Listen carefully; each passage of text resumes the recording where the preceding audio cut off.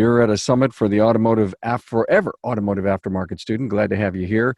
We do this each and every week. We bring on a panel and we just communicate about cool things that are going on, trends and insights that you need to know to be a better leader and to run a better business. Wow. Well, we have a fourth to get. Kyle Holt, and I know he'll be here soon. I have to thank Jasper for their continuous support of the Town Hall Academy. So why purchase a Jasper quality remanufactured product? Well, it's their people.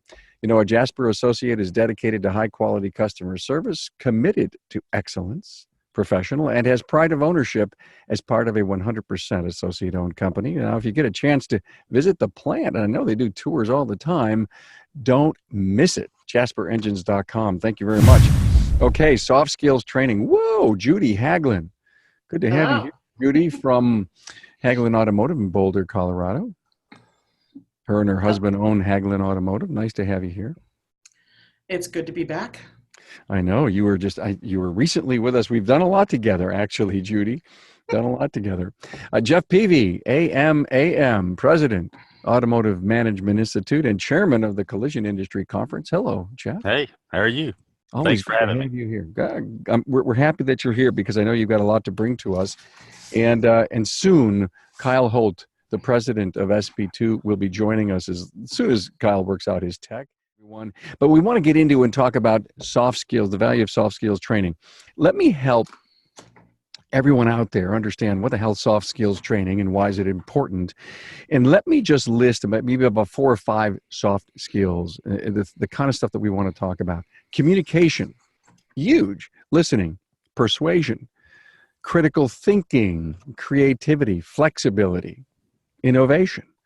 There he is. There he is. Leadership, conflict resolution, decision-making. Another soft skill would be positive attitude, confidence, courtesy, enthusiasm. And then teamwork, collaborating with everyone, getting feedback, and finding some interpersonal skills. And then work ethic, dedication, and dependability. Oh, yeah, I need that from all of my people. I had no idea that was called soft skills. So that's what we're here to talk about. There's really nothing soft about them, is there? Yeah, I know. So really what I wanted to do is I really wanted to start out with you, Jeff. Jeff was so kind to give me this survey that I think may help tuck up the importance of soft skills training. Talk to me about that. Oh, sure. Thanks. I'd start with sometimes just not making the assumption people understand skills. So just to level set skills, at least one definition that I like to use is the ability to carry out a task with predetermined results, often within a given amount of time, energy, or both.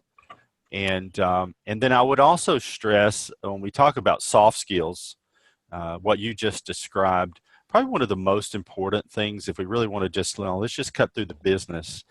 If we can learn and improve our soft skills, it doesn't just help us at home, at work, it helps us at home.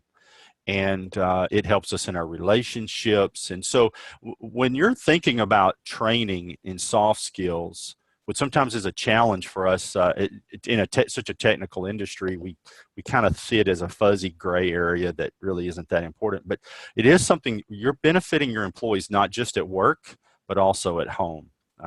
In fact, we at AMI, we have an online learning skills course, and my wife, Marie Peavy, tells me I should take it every morning before I start my day. So, and it's probably true.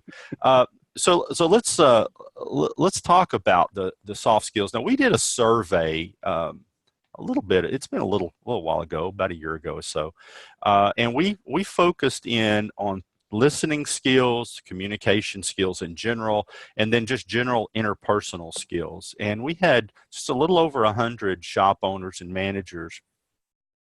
And really, after presenting them with information on these soft skills, and specifically the definitions that we were looking at around listening and communication and interpersonal skills, we then asked them to reflect back on the employees that they have had over the years that had worked for them, that maybe were no longer with them, and then also those that were current employees. And so what we found was, and I put this in this chart, was that after they reflected back on their employees, those that had been with them for over 5 years, about 81% were considered above average to excellent in soft skills, specifically listening, communication, and interpersonal. Those that stayed with them 2 to 5 years, really was about 63 or 4%, I think it were. They also had above average skills, and really it was just, you know, that 5 years or really 2 years and beyond. The category of poor to extremely poor listening, communication, interpersonal skills were almost non-existent. Just really single digit, you know, like 2 to 3%. When it came, then it started to really show up in 1 to 2 years. So you hired them, they stayed with you less, 24 months or less. Yeah. A little over 10% had poor to extremely poor listening, communication, interpersonal skills, and then they had about 30% had good skills, and then 1 year or less. That's where it really tells the tale of the tape. It was like 48% had poor to extremely poor listening, communication, and interpersonal skills, and just barely 10%, a little over 10%, had above average to excellence. That tells a lot about employee retention and why you should even consider improving their soft skills specifically in those 3 areas, because it really does make a difference if you're looking for retention. And just not to go too far with that, but what we found is that when someone struggles in listening, communication, and interpersonal skills, maybe there's something they're not happy about, right, in their environment, but because they lack those skills, it's difficult for them to explain themselves. Or it could even be the boss that lacks those skills and you just can't communicate. And as a result, how do they change or they improve their environment? They do it by leaving. So you can watch a chain of, you know, 1 year or less, and you can pretty much nail and have, it can be pretty predictable. We a couple other things in that survey: 83% of the repair businesses believed improving listening, communication, and interpersonal skills would make a positive impact in their business. And then in that same survey, 77% believed over 30% of a technician's skills inventory should be listening, communication, and interpersonal skills. And that really is something I think that as an industry we miss. When we're interviewing technicians, we're looking for technical skills and technical knowledge, when in fact, when we're looking at their skills and their knowledge in an inventory, we ought to be looking at just how much do they possess when it comes to soft skills. I was waiting for you to jump right in, Kyle, because you kept yesing and yesing and yesing everything Jeff was saying. And so let's think about it here. We want to send them to, you know, the latest diagnostics class, but maybe we should send them to a communication class. Well, you know, Carm, we come at this primarily with the career technical schools. You know, most of the work that we do, while we do have a soft skills training package out there for industry as well as career tech schools, it's mostly used, and it's really mostly intended for the students who are in career tech programs. Yeah. And what we've found in talking with recruiters, whether that recruiter is the owner or general manager at a single location facility, or whether that's a recruiter from a large regional or national company, the soft skills are more likely to win the interview than technical skills. So a young technician who says, "Hey, you know, I'm great at oil changes and brake jobs," or you know, I'm already beginning to understand how to work on painting a car or fixing a car in a collision repair shop. That person is actually less desirable than somebody who comes in, that young technician that comes in and says, "Hey, you know what? I know that I'm learning. I know that I don't know everything yet, but I will show up every day. I will be on time." And by on time, I mean I'll be here 15 minutes before work starts. I'm ready to learn. You know, I just want to be a part of this. I'm looking forward to starting my career.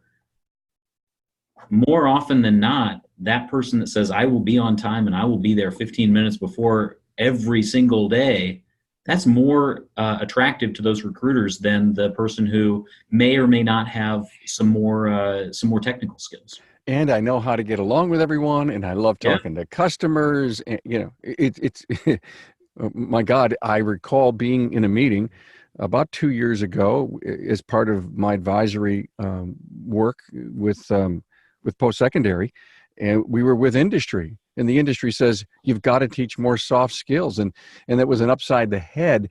First of all, I think the educators at CTE know this, Kyle, but there's nothing in the curriculum for it. And so we have got to take that step inside of our industry. Now, Jeff, I know at AMI you've got this training. I know, Kyle, you have this training, and that's really good. And I want to talk about it because part of, I think, what we have to do on the Town Hall Academy is to bring up the issue, but also find a call to action as to how we can actually do some of the things that we talk about.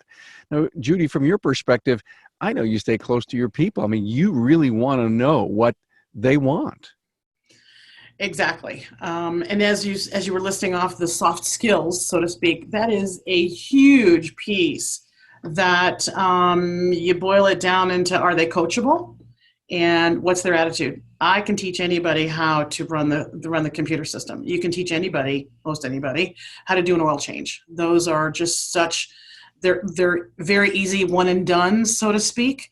With your higher end technicians, you need to find somebody that actually can have deductive reasoning. How do I get to that process? It's, I can fix it once we get it there, but how do you get through that whole process? For us at Hagelin's, it's funny that today we have game night at the shop. Everybody stays late, and we do once a month. We have a game night. As silly as that sounds, that's that leadership. That's that bringing everybody into the culture and creating where that safe space where everybody can talk at game night, which carries over into the work day. And as you're talking about all the things, all the trainings that are out there and everything else like that, it really boils down to how much can I absorb as an owner and bring it into the shop and make it all happen. And I believe that the soft skills, everything you're talking about, really has to start with the owners and its leadership and finding out where your staff is. One of the tools that we just did with ATI is that E3 Solutions does an engagement survey. Reading through Maxwell's book, 5 Levels of Leadership, excellent book. It gives you what those 5 levels are and how you communicate. And there's a survey in there that you can give your employees to find out, are they engaged? Do they trust you as a leader? And where's that to grow those skills? Because if you don't have the base communication with your team, it's not going to happen. I'll throw out another one that we have now just looked back to that training piece and bringing people along and finding out what they want. First, you have to have a conversation with your employees. We do one-on-ones, and every week, every other week, so that we know what their personal goals are, what their business goals are. And we found that in the front, as we're adding new service writers, that we started looking at our front staff at different levels. Like you do in the back staff, you have your loop techs, you have your GS, and then your B tech, and then your A tech, and then your master tech. And we have that whole pathway for technicians, and we don't really have that in the front staff at all. So, and their skills are different. So if you have some very beginner service writers, they can't handle all the cars that you think they should handle. It's very different. But your really experienced service writer, yeah, they can handle those 25, 30 cars a week or whatever that number is, and do the better sales and handle the fleets. And so we've actually created a pathway for the front staff, from the customer service person to where you can move up to the apprentice type service writer and learn those skills, and then to the next level, junior level, and then senior level, and then service manager, to where your front staff knows that there's growth. There is a pathway and an actual job career if you choose to go that way. It's music to your ears, right, Kyle? That's right. Yeah, actually, as I'm sitting here, Judy, I'm not sure what you guys do in terms of mentoring the younger technicians, the entry-level technicians, but that mentoring aspect, you're talking about kind of an apprenticeship service writer. They've got to learn what they need to do, and making sure that the person who, we don't just need to instill soft skills necessarily into young technicians. We need to look at everybody within the shop. And if you are going to be in any kind of a mentoring role, it's less about having great technical skills and more about having the soft skills, the desire to show that next generation on, here's how to do this, here's how to make sure that you're successful, and maybe how to skip some of the mistakes that I've made along the way, and that care and compassion and empathy along. And Judy, are you kind of talking along those lines as well? Exactly. And as you talk about that, so in a shop, and let's say we have an A, B, and a C tech or two C's, and you got to bring them along, your immediate thing is to say, hey, let's just give it to the A tech, the master tech. Let's have him be the apprentice. Yeah, well, he's a curmudgeon, and that's just not going to work. He has the answers. He knows how to get there. He knows what the shortcuts are, but he can't explain it. He doesn't have the patience, doesn't have the time. So I'll use a digital inspection example that got a new person coming in. Who's the best person to teach that digital inspection? It's not your master tech at all. It's going to be your mid-level guy that's done a great job, has a great relationship with the front staff. They trust his inspections. And then you bring him along and say, hey, you know what? You're going to be my go-to guy. You are my trainer on the DVIs because you do a really good job with them, but you also are able to communicate how it all works and how you communicate with your service writers. And that's how, I got to be honest, that's how you make a paycheck. So bringing it in, but choosing the right people is key. You can't just say, just because you're the top guy, you get this job. It doesn't work that way. Same thing with your front staff. It just doesn't. And we've grown all kinds of people. I mean, my master tech started out as our loop tech, came from the dealership, very disappointed and didn't have any growth, and came in and he has grown and done a great job for us. You know, we talk about that a lot. We talk about how the mentor for any entry-level technician should not be your best technician. And it should be someone who's got the desire to train, who's got the desire to help an entry-level technician come up. That typically means it's the person with the best soft skills, the best interpersonal skills. And I say this, and Carm, I hope this doesn't, get you flagged or anything, but I've been saying this for a long time. Your A tech often, not always, but often is an A-hole. So let them focus on those things that they're really good at. And let them, don't kill your company, don't kill your production by trying to take your A tech off of getting those cars out the door. Let the B tech or even a C tech. Sometimes it's that C tech who's most recently in the position that the mentee or the young entry-level technician was in, who goes, hey, it took me 2 years to get where I'm at. I can show you how to get there in 18 months. Come with me. And that care that they show is invaluable. I heard it, and I wish I could remember where I heard it once, but it is really true. When it comes to coaches, sports coaches, most of the time, not always, but most of the time, the best coaches were not the most talented players. Because when you're really talented, you skip a lot of steps because you can get there quicker. But when you start trying to coach someone that is more average, right? You get frustrated. So, if you look back at history, some of the best coaches were average players, and they actually learned how to learn. They had to overcome their lack of talent, and they can empathize better for sure. I'm going to throw this out there because as I've spent about 6 years studying this, probably not near long enough. One soft skill rises to the top, and I've already mentioned it, and that's listening skills. I suck at listening. And I every day I struggle with it, and I realize it. So there's two things. One is listening skills. We put together a package for shops, in fact, just to train the whole shop with listening skills. And with listening skills, one of the things that you could say, well, in order to learn soft skills, you have to practice, you have to do some sort of role playing and all these sort of things. I'm gonna offer that when it comes to soft skills and specifically listening skills, just raising the level of awareness. When everyone in the shop realizes that they probably suck at listening, when it really comes down to active listening, and you can improve that across the board. At least you can raise a level of awareness. So you've got people working on the cars, you've got parts people, you've got people in the front, you've got customers communicating to different chains within the business. When everybody's listening, the customer's happier. There's less mistakes. The accuracies obviously then improve. There's parts are ordered more accurately. There's who was born a good listener on my panel here? Not me. Not me either. Judy, were you born a good listener?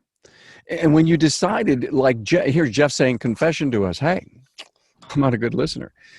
But when you study listening and you understand that listening actually takes a lot of work and it takes some discipline. And, the role play thing is really cool because I've been in listening seminar role plays and, like, ooh, you want to say something right away, because you're responding just to say something. You're not really responding because you have an honest to God good answer to what the person is saying.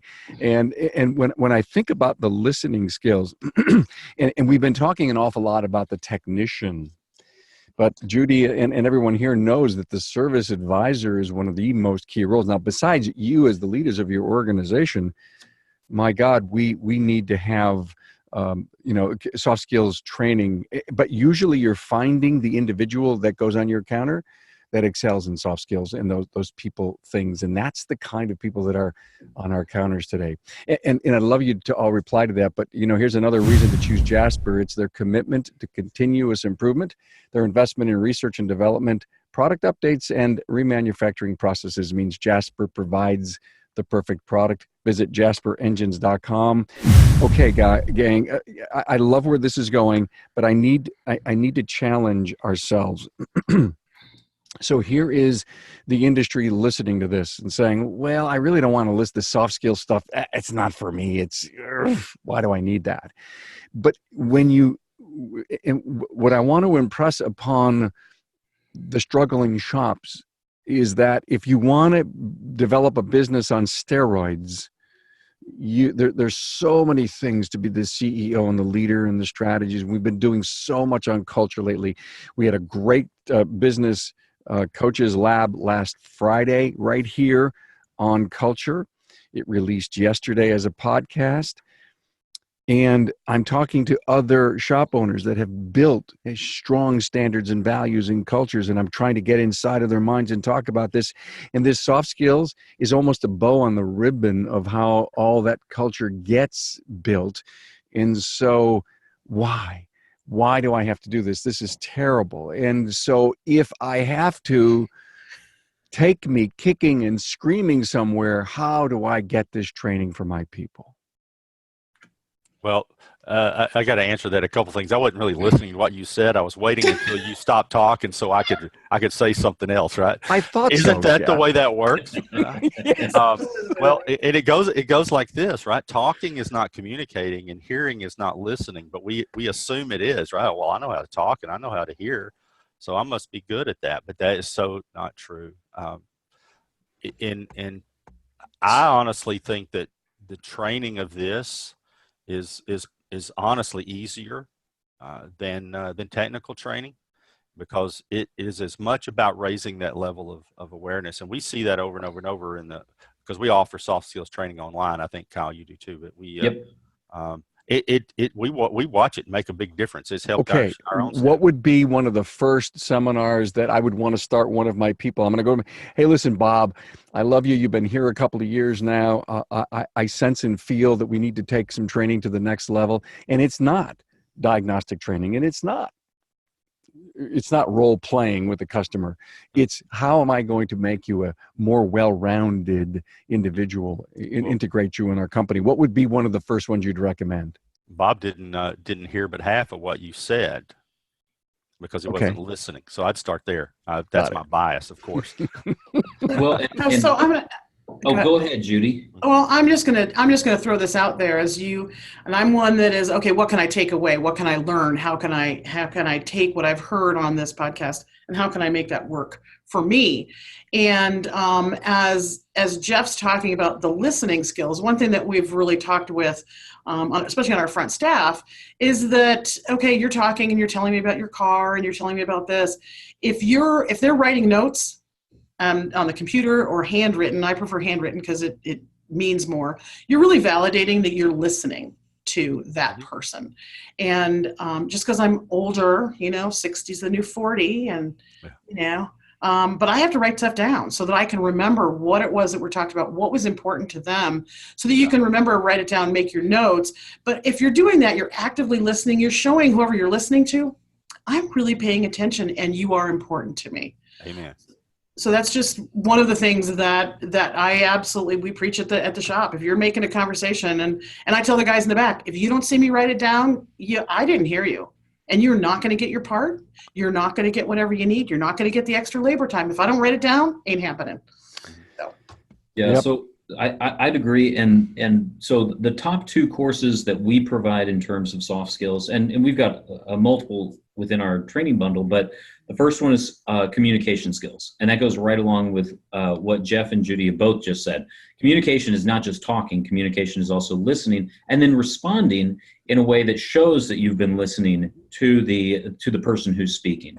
And so we cover a lot of communication skills. But the second one is personal professionalism. And this is, again, most of our focus is on the career tech students. And the soft skills that you show when you walk in to an interview or to the shop itself, and you look professional, you act professional, you're the first person to stick your hand out and say, "Hi, my name's Kyle. What's your name?" To a customer. That's the kind of personal professionalism skills that a lot of young people today may not have received, and that's especially true within the career tech schools. And of course, as an industry, we all end up blaming the instructor when we get a young tech who has poor soft skills, and we're like, "What is this kid? He doesn't show up on time. He's dressed like crap. He can't look me in the eye when we're talking. He mumbles a lot. What have you done with this kid?" Well, the instructor didn't do that. We're blaming the instructor for 18 or 20 years of poor soft skills that they've learned from parents, from siblings, or really more than anything else, they've learned it from their friends. And that instructor, he's tasked with, "I'm going to show you how to do the technical skills, and I'm going to try to help you with the soft skills, but I've got a limited number of hours to instill in all this technical knowledge you need in order to do the work." And we've got to also recognize that those instructors are doing the best that they can with the soft skills, but you asked them to know how to work on a vehicle. You didn't ask them to fix, poor communication skills that their friends have taught them. Mm-hmm. I think, Kyle, as you said, that I have two kids that are in the public school system that are teachers, and it's welcome to public schools. Is what you just summed up. And when my kids were in school, one of the teachers came up and said, "I want to thank you for parenting your children and not just being a parent." And there's a difference there. Yeah. And I think that as business owners, okay, we are becoming parents to some degree, especially for the younger ones, even the other ones. We're that support system. We're with them. You mean you're filling the gap? Yes. Well, and you're also training them. I'll give you an example. I have a technician that is younger, millennial, just didn't understand why his mom needed to hear from him. And mom's back in Wisconsin. He's here. He picked up and left. He's been here for 3 years, had a rough little go, and mama was very concerned. And I said, "Have you talked to your mom lately?" And he goes, "Well, why should I?" "Okay, well, I'm a mom, and I would like to know that you're okay." He goes, "Well, did she call you?" I said, "No, I'm a mom, and I want you to let her know she needs to know you're okay. You just went back to visit. You were in a bad mood. Life was sucked, and you need to let mom know that you're back in Colorado. Everything is good. You went skydiving. You did this. You did that." And he goes, "Okay, whatever, And just like an example, he comes back from this vacation. I said, "How was it?" He goes, "It was okay." "Really, Josh? Give me some more here, buddy. Give me some more." He said, "Look, I gave you 5 words. It's okay. It was good." I said, "Okay." He says, "Judy, look, I'm trying to communicate." I said, "Okay, let's keep going." Do you know what she just described to me? Soft skills training on demand. Every single day. But so Carmbeck, you talked about the shops that have it going, and I think for the shop owners that don't have that culture or all of those things that we're talking about, the buzzwords, it really does come back to that relationship and what do you have going. And I can fix the car for the customer, but that's not what we're about anymore. It's about taking care of the customer's needs. Correct? Everybody agree? Amen. So now with employees, it's not about I have You can work in 2 bays. I have space. I have air conditioning. I have a 401k. I have this. I have that. That's not what it's about anymore. What it's about is I have a great place for you to come work. It's safe. You'll everybody gets along with each other. We have game night, or we have a quarterly this, or we do training, or we can bring you up and have a career for you. And here's your career path, and this is how we show it. If that's what you're doing in your shops, you're going to be successful. She just said to me, we're going to develop you to levels you have no idea you're going to be at. And because not only are we going to give you technical training, we're going to give you leadership. And I'm not even sure I like the words soft skills, guys. It's too broad. It's broad, but it also doesn't sound like technical training. Any idea, Jeff? Let's brainstorm. What do we call this? I've struggled with that too. I think pretty much anybody has. I honestly don't know. It's life skills, and I was thinking about what Judy just said. It's like, if you go to work for Judy, your home life will improve. Yes. That's right. I mean, really, right? I mean, your life's going to improve. It's life skills. It really is, because people that are unhappy typically struggle with those very skills we're referring to as soft. And I said that there's nothing soft about them, because they're actually the skills that dictate success.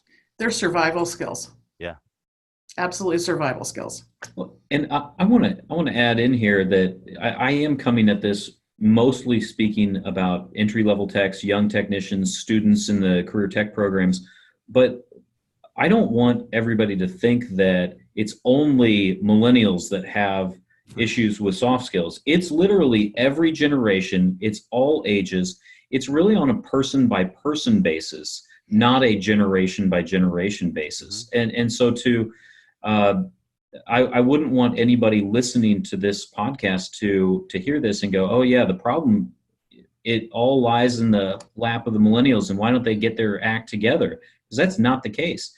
There are lots of shops that when you walk in the back of the shop, you don't have a single technician back there who has any semblance of soft skills. And if that's the case, and you bring in a young technician, well, what are they going to emulate? They're going to emulate everybody else. They're going to emulate their peers. So this is something that really needs to be addressed at all levels. Yeah. Kyle, can I talk to that a little bit? Because the millennials get blamed for so many things, and it irritates me to no end. Everybody in my staff, almost everybody, I have one person over less than 38 years old. I have a very young crew, and I love every single one of them. They're awesome. What I am finding is that it's a millennial culture that we're dealing with, that everyone has adopted, and they are demanding those soft skills. They really are. And if we don't start looking at what do they need and what do all of our employees need, as far as, even if it's one guy I have that comes in a little bit late, but he stays late because he has to drop the kids off. We're talking about, can we do a 4-day work week? Well, yeah, let's get production done. Let's talk about that. How do we make that happen? But I totally agree with you. It's not the millennials at all. I think the millennials are forcing us to look at things differently. Yeah. Judy, that's great. I do a seminar or presentation on culture that ties into the kind of the culture clash, or the generational clashes, and how the culture of a business affects that. And at the end of the survey, without the presentation, there is each time I ask the question at the end that if you had to cut your staff by 50%, who would you keep? Of your technicians, if you really had to cut half of your who would you keep? And without exception, and this is kind of scary for some of us that are in our generation, right, is that after reflecting, they would, and I had this happen several times where people were sitting at a table before the presentation complaining about employees, and we were having this conversation. At the end, the very millennials they were complaining about were the ones that they would say they would keep when they had to really come right down to cutting, because once they understood the role that the things are us with, and the things that we all typically, sometimes at least in our generation, wonder about, millennials bring a lot to the table. We're already living in their world. I don't think sometimes we realize it. They get technology faster. They grew up with the speed of change. of which Mhm. at 56 I didn't. It was something I had to adapt to. So you're right. Millennials are not the issue. We are. That's a very true statement, and that's why when we first started, one of the things I said was, you got to look in the mirror. You have to look at how are you as a leader. What are you doing every single day that shows by example how your soft skills are.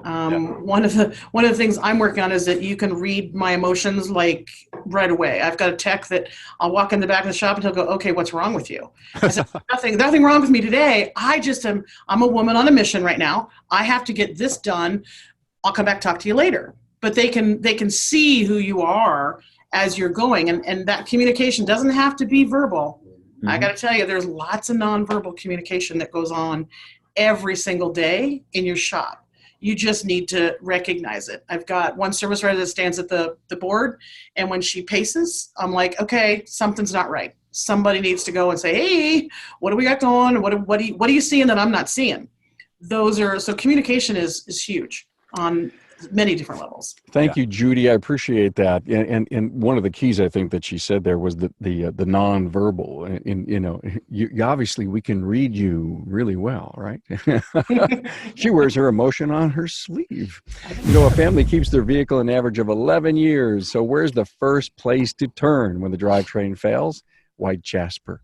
An engineered transmission is a major purchase for your customers, so it should be trusted to a 100% associate-owned company for quality remanufactured products. Thank you, Jasper, for your continued support of the Town Hall Academy. Okay, gang, I want to wrap this up a little bit. Let me ask you to give us some final words on the evolution of unprofessional to professional and how soft skills or life skills training will make a really big difference in the culture and the actual top line of a company, of a service professionals company. Jeff, let me hit you up first. Okay. Well, I have a kind of a thing about culture and how important it is for us to understand culture, whether it's business or otherwise. I think where we're really challenged, and I think I would offer this that we all in this business should think about, and that is we are typically technical in the way we think. We wear technical goggles. When we're seeking solutions in business, we look for technical solutions. And I would offer we really need to shift that and really look through those soft skills. Gosh, I hate using that term, but look through the goggles of soft skills and really life skills and see where your deficits are and really try to address that with your employees. Because you know what, if you really do care about your employees and you really do care about your business, it really goes hand in hand. And the things that will make soft skills training that makes them better at work will make them a lot better at home. And in the end, isn't it all about us just fulfilling a happy life? And that's a big step for that. Thank you. Can I get your permission to change soft skills to life skills? Oh, yeah, I don't own that. I'm going to do that. I'm going to do that for this episode. I'm going to when we release this, it's going to say soft or in parentheses life or the other way around. And I think that's probably going to hit home a little harder than the word soft skills. Okay, Judy, you're next. Unprofessional to professional. Unprofessional to professional. I think that you start with when they come in for the interview, okay, and they're coming in for a service writer interview. And one of my service writers taught me a long time ago that when they come in to fill out the application, if they don't bring their own pen, you give them one. But what pen do you give them? You give them a red pen. Because then when you look at that application, they didn't come prepared. That's good. Perfect. I just went, awesome. And I think that unprofessional to professional is our job as business owners to take whatever person we bring into that family, into that culture. And culture really is how do you have a culture that basically you're looking to change behaviors to where it's your way and it's how you want it and how you want your team to be. So you're constantly looking at how can I help them get better at their job so that they're actually a better team member. I have to tell you, being a woman in the industry, it's challenging. I've brought in three young women into the front staff, customer service people, moved them up to service writer, and they've moved on because I haven't had a position. And that's the exciting part, is watching them grow from knowing nothing about the industry, nothing about cars. And I said, I don't care about that. I'll teach you that. That's easy. That's a webinar. That's a Zoom. That's easy. It's that personal skill, that life skill, that soft skill that you need in order to be successful in your business. So I guess that was a very broad question. No, it's good though. I learned something from that, and I sure do appreciate it. Thank you so much for all your contributions lately, Judy. In fact, Judy's going to be on the cover of Auto Inc. coming out soon. We just did a nice little episode for ASA, and thank you for that. It's like I've been hanging with you so much in the last 3 or 4 weeks, Judy. Man, cool stuff. Okay. Awesome. Now, remember, Kyle Holt comes to us from the career technology education piece, where, the post-secondary stuff and the high school thing. And boy, I'll tell you, Kyle, I think you talk about unprofessional to professional. It may not necessarily work in your realm because you're really starting in the beginning and to teach our young people. And, I think it's does. so important. It's vitally important, and I think it does fit. I think it fits in perfectly with the high school and post-secondary career tech programs. There are challenges that the instructors obviously face. At SP2, we're trying to help that next generation of technician find the right first employer. And we talk about that a lot. It's not just finding a first employer, but the right first employer. And that's a company that's willing to invest in a young technician, to show them a career path, to grow them. And part of mentoring and growing an entry-level technician is mentoring them on how to behave in the work environment as a professional. Assuming personal professionalism is common sense makes no sense at all. Professionalism is something that you have to learn, and you have to see other people show you that pathway. So I think they're going to learn that from their instructor. They're going to learn that from their first employer. And if you're the right first employer, then you're dedicated to helping them gain those personal professionalism skills and those soft skills, life skills that are going to really push them into the future. And Carm, I'll jump in one last thought there too, because I think there's a fine line. What we perceive in the business context as professionalism is really just good life skills put into business context is really what it is. Well, what a perfect summary. Thank you so much. Jeff Peavy, AMAM, president of AMI, Automotive Management Institute. Kyle Holt, president of SP2, and Judy Hagelin, owner with her husband Dana of Hagelin Automotive in Boulder, Colorado. Thank you so much. This really, I think, cleared it up. I think it was a great conversation and something that I know that our automotive aftermarket can use and benefit from our wonderful conversation. Have a great weekend, everyone.